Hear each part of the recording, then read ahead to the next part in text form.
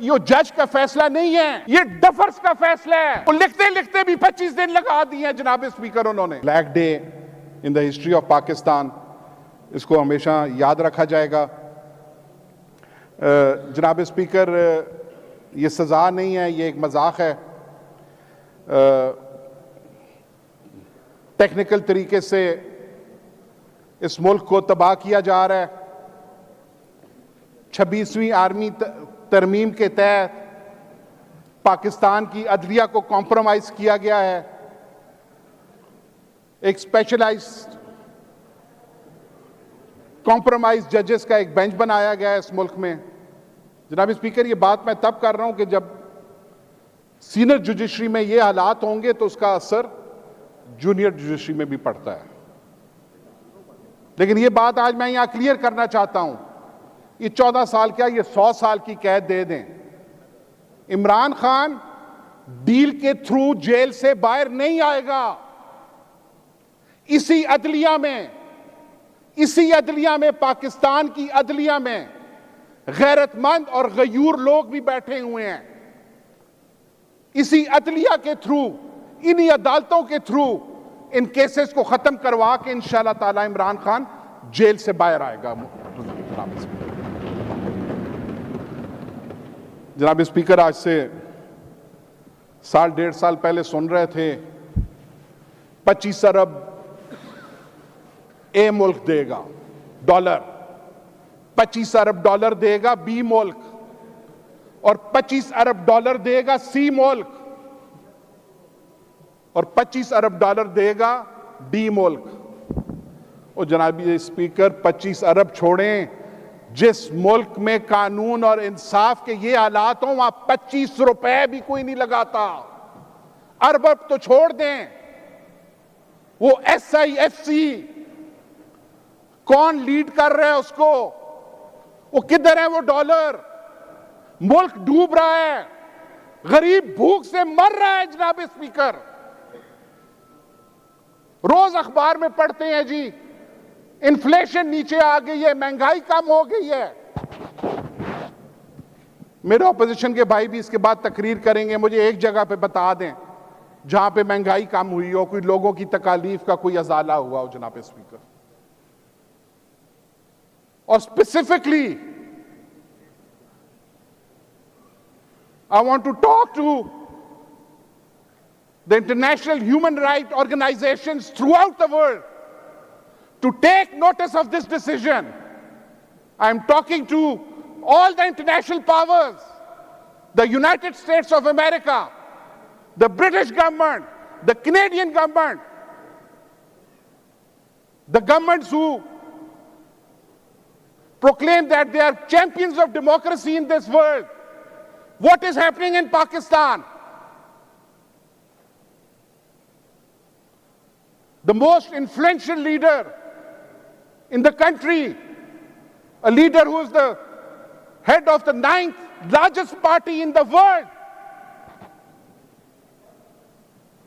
What is happening to him? What is happening to his workers? What is happening to his leadership?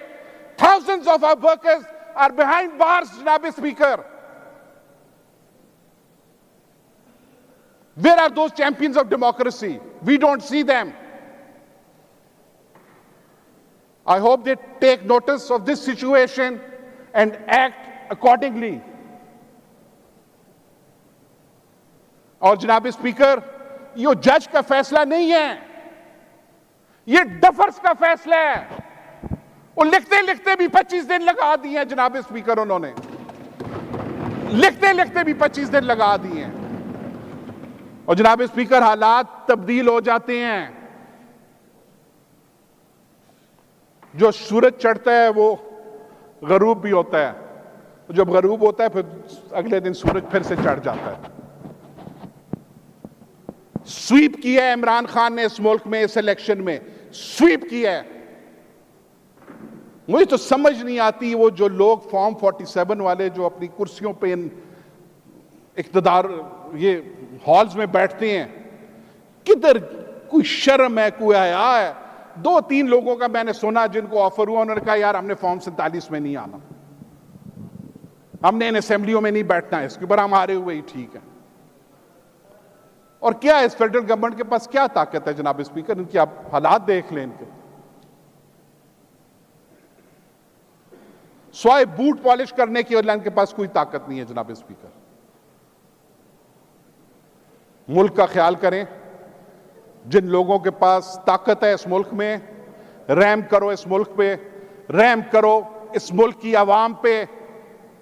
जिस तरह मुश्ताक गनी साहब ने इधर फरमाया जनाब स्पीकर, मत फोर्स करें, लोगों का इम्तिहान मत लें, लोगों को दीवार के साथ मत लगाएं, नहीं तो श्रीलंका और वो आपके सामने है सारा सब कुछ। सीरिया को देख लें, इराक को देख लें, ये इदारे हैं तो अवाम की वजह से हैं। अगर अवाम की सपोर्ट इनके साथ है, आज अवाम की गुडविल खत्म हो जाए तो किसी इदारे की कोई हैसियत नहीं है इस मुल्क में जनाब स्पीकर। और हमारे सूबे में खास तौर पे जहां पाकिस्तान तहरीक इंसाफ की 3/4 मेजॉरिटी के साथ हुकूमत है, वहां आग बरस रही है। इन मेंबरान से पूछें, ये मर्ज डिस्ट्रिक्ट के जो यहां मेंबरान हैं, इनसे पूछें इनके इलाकों में क्या हालात हैं। लकी मरवत के मेंबर से पूछे उसके इलाके में क्या हालात हैं, बन्नू के मेंबर से पूछे, मोमन के मेंबर से पूछें। हमें फिक्र पड़ी हुई बस एक आदमी को भाई उसको जेल में रखना है और अपने इख्तिदार को तूल देना है। इमरान खान ने बार बार कहा है, बार बार बयान दिया है कि मैं किसी से कोई इंतकाम नहीं लूंगा। ओ यार, क्यों डरते हो? किस चीज से डरते हो? एहतजाज से डरते हो? जलसे जुलूस से डरते हो? वो अपोजिशन का काम है, पूरी दुनिया में अपोजिशन का काम है कि हुकूमत की जो नाकामियां हैं उनको सामने लाए ताकि मुल्क सही तरीके से चल सके। ये एक बहुत अच्छा मौका हमारे पास आया हुआ है जनाब स्पीकर।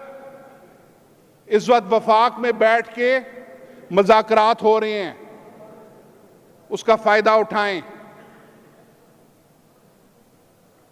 ये बोट भी, ये ट्रेन भी निकल गई, फिर अल्लाह ही जाने इस मुल्क का क्या होगा। हम अल्लाह से दुआ ही कर सकते हैं, अल्लाह ताला इस मुल्क पे रहम व करम फरमा और जिनको हदायत की जरूरत है उनको हदायत दे। Black day in the history of Pakistan, इसको हमेशा याद रखा जाएगा। जनाब स्पीकर, ये सजा नहीं है, ये एक मजाक है। टेक्निकल तरीके से इस मुल्क को तबाह किया जा रहा है। 26वीं आर्मी तरमीम के तहत पाकिस्तान की अदलिया को कॉम्प्रोमाइज किया गया है। एक स्पेशलाइज्ड कॉम्प्रोमाइज जजेस का एक बेंच बनाया गया है इस मुल्क में। जनाब स्पीकर, ये बात मैं तब कर रहा हूं कि जब सीनियर जुडिशरी में ये हालात होंगे तो उसका असर जूनियर जुडिशरी में भी पड़ता है।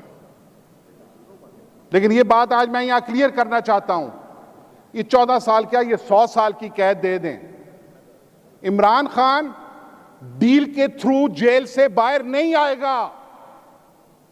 इसी अदलिया में पाकिस्तान की अदलिया में गैरतमंद और गयूर लोग भी बैठे हुए हैं। इसी अदलिया के थ्रू, इन्हीं अदालतों के थ्रू इन केसेस को खत्म करवा के इंशाअल्लाह ताला इमरान खान जेल से बाहर आएगा।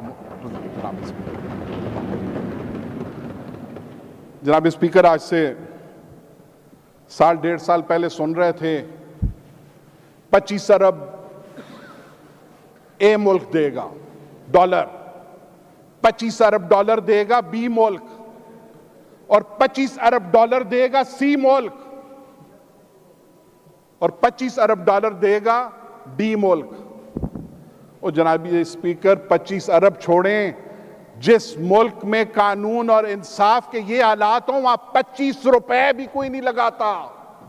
अरब तो छोड़ दें, वो SIFC कौन